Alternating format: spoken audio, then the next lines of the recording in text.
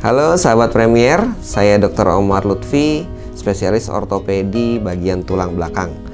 Kita ketemu lagi dalam acara Spine Corner, dan hari ini saya akan menjawab 3 pertanyaan mengenai osteoporosis pada tulang belakang.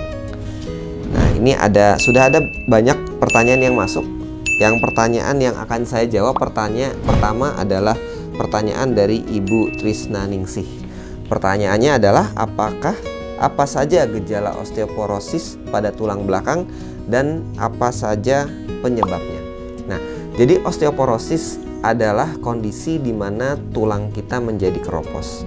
Nah, tulang kita adalah organ yang menyimpan mineral. Salah satu fungsinya adalah menyimpan mineral dalam tubuh kita, yaitu salah satunya adalah kalsium. Apabila kalsium ini, kadar dalam tulang ini menurun, maka tulang menjadi lebih lemah atau keropos, sehingga dia lebih rentan untuk mengalami patah tulang meskipun dengan trauma yang minimal. Sayangnya, osteoporosis ini dikenal juga dengan istilah silent disease atau penyakit yang diam. Artinya, apabila dia tidak ada gejala patah tulang, meskipun dia patah tulang yang mikro, pada umumnya osteoporosis ini tidak ada gejala.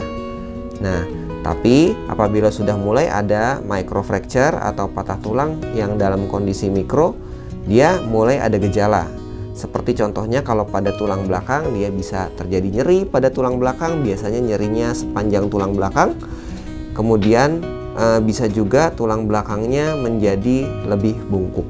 Pada dasarnya ada faktor penyebab osteoporosis itu kita bisa bagi 2. Yang pertama adalah faktor yang tidak dapat dikendalikan, dan yang kedua adalah faktor yang dapat dikendalikan. Untuk faktor yang tidak dapat dikendalikan itu contohnya adalah yang pertama adalah usia. Pada umumnya osteoporosis itu bisa kita jumpai pada usia di atas 50 tahun. Nah, faktor yang tidak dapat dikendalikan berikutnya adalah jenis kelamin. Juga tidak bisa dipungkiri bahwa jenis kelamin perempuan merupakan faktor resiko osteoporosis yang lebih tinggi dibandingkan dengan jenis kelamin laki-laki. Mengapa demikian? Karena pada perempuan ada yang namanya hormon estrogen, di mana hormon estrogen ini adalah hormon yang sangat berperan penting dalam mengatur kadar kalsium di dalam tubuh kita. Pada saat seorang wanita berhenti haid, hormon estrogen akan menurun secara drastis, sehingga kadar kalsium di dalam tulang kita juga akan menurun. Berikutnya ada faktor yang dapat dikendalikan. Ini tentunya berhubungan dengan gaya hidup dan kebiasaan kita sehari-hari. Yang pertama adalah faktor nutrisi. Nah, tadi seperti yang saya ceritakan, karena mineral utama dalam tulang kita adalah kalsium, jadi konsumsi kalsium kita sedari muda seharusnya cukup. Kemudian selain kalsium ada juga vitamin D3. Vitamin D3 ini adalah vitamin yang berperan dalam penyerapan kalsium di dalam saluran pencernaan kita. Bisa didapatkan dari suplemen dan juga dari sinar matahari. Nah, berikutnya adalah kebiasaan. Kebiasaan yang cenderung membuat tulang kita menjadi osteoporosis adalah merokok dan minum alkohol. Nah, terutama 2 ini harus dihindari karena memang perokok dan orang yang mengkonsumsi alkohol cenderung lebih osteoporosis.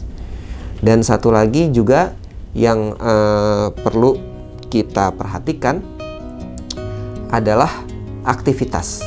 Nah, apabila orang yang aktivitasnya sedikit, apalagi dari muda, misalnya seringnya tidak banyak bergerak, tidak banyak beraktivitas, kaum rebahan gitu misalnya, nah itu cenderung juga bisa terkena osteoporosis. Karena dengan bergerak, dengan kita beraktivitas secara aktif, maka tulang kita akan terangsang untuk menyimpan kalsium di dalam tulang, sehingga tulang kita cenderung menjadi keras.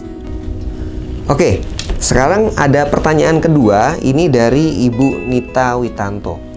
Pertanyaannya adalah apakah konsumsi vitamin D3 dan kalsium dapat mencegah osteoporosis pada lansia dan berapa tahun sekali biasanya kita diperlukan untuk pemeriksaan BMD?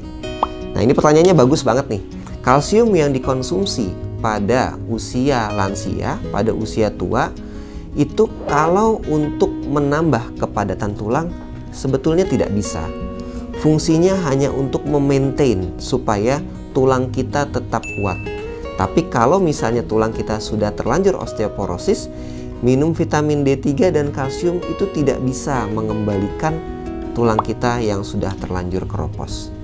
Kebutuhan kalsium kita sehari-hari pada orang dewasa rata-rata adalah 1000 mg.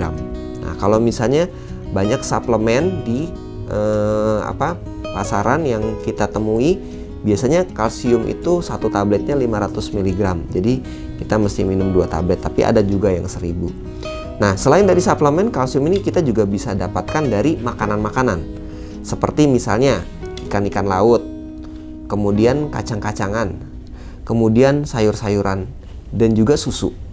Nah, ini adalah makanan yang banyak mengandung kalsium yang bisa menjaga tulang kita supaya tidak menjadi keropos. Nah, berikutnya adalah vitamin D3. Vitamin D3 ini juga adalah faktor yang sangat penting. Selain untuk metabolisme kalsium atau penyerapan kalsium di dalam usus, dia juga berfungsi sebagai daya tahan tubuh. Sebetulnya vitamin D3 kita itu kebutuhannya perharinya sekitar 1000 sampai 2000. Tapi orang Indonesia ini rata-rata vitamin D-nya ternyata banyaknya rendah. Nah, jadi memang pada Bapak Ibu, memang pemeriksaan vitamin D3 ini sebetulnya juga perlu dikerjakan. Apabila kalau kadar vitamin D3-nya terlalu rendah, maka kita harus minum suplemen yang vitamin D3 yang lebih tinggi, seperti misalnya 5000 atau 10000. Apabila dia vitamin D3-nya sudah cukup baik, kita bisa memaintain dengan yang 1000 atau 2000 saja. Nah, kemudian pemeriksaan BMD. Nah, pemeriksaan BMD atau kita kenal dengan bone mineral densitometry adalah pemeriksaan untuk mengetahui kekerasan tulang kita atau kepadatan tulang kita. Pemeriksaan ini bisa dikerjakan apabila untuk orang yang memang dicurigai osteoporosis atau untuk screening. Biasanya screening bisa dikerjakan kalau untuk yang usia di atas 50 tahun atau bagi perempuan yang sudah lebih dari 5 tahun menopause. Tapi apakah pemeriksaan ini harus rutin dikerjakan? Tidak juga. Pemeriksaan ini dikerjakan untuk orang-orang yang memang ada gejala osteoporosisnya seperti tadi, misalnya mulai bungkuk punggungnya atau mulai terjadi nyeri-nyeri pada tulang belakangnya, itu bisa dikerjakan. Dan juga kita kerjakan secara periodik apabila seseorang mendapatkan obat osteoporosis. Ya, jadi ini ada pertanyaan ketiga dari Ibu Afia Walia. Pertanyaannya adalah apakah osteoporosis dapat memperparah penyembuhan patah tulang? Nah, ini juga pertanyaannya bagus banget ya, karena osteoporosis memang dia erat kaitannya dengan patah tulang. Kalau misalnya tulangnya memang keropos, dia cenderung lebih mudah terjadi patah tulang. Lokasi patah tulang yang paling sering pada osteoporosis ada 3 tempat. Yang pertama ada di tulang belakang, yang kedua ada di tulang panggul, dan yang ketiga ada di pergelangan tangan. Nah, ketiga lokasi inilah yang kalau misalnya jatuh biasanya terjadi fraktur atau patah tulang. Memang pada kondisi osteoporosis, proses penyembuhan tulang itu sudah tidak seoptimal pada orang muda.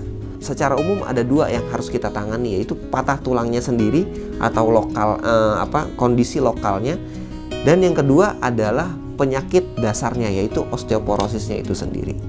Jadi kalau sudah patah tulang pada osteoporosis, memang wajib mendapatkan obat osteoporosis khusus yang fungsinya meningkatkan kepadatan tulang, dan juga patah tulangnya pasti harus ditangani. Contohnya misalnya pada patah tulang di tulang belakang. Biasanya dia terjadi fraktur kompresi, yaitu tulang belakangnya itu menjadi ambles ya, atau menjadi gepeng. Nah, pada kondisi fraktur kompresi akibat osteoporosis ini, ada beberapa prosedur yang bisa kita berikan. Kadang-kadang kita memerlukan tindakan yang lebih advance dari sekedar penyuntikan semen. Apabila misalnya kondisi frakturnya sangat berat, atau bisa jadi juga tulangnya sangat tidak stabil. Nah, itu pada kondisi tersebut kita terpaksa melakukan operasi pemasangan pen atau pemasangan implan pada tulang belakang. Tapi tidak usah khawatir, karena saat ini operasi tulang belakang sudah sangat maju, sudah sangat canggih. Jadi sudah ada alat-alat canggih yang dapat membantu kita melakukan operasi tulang belakang.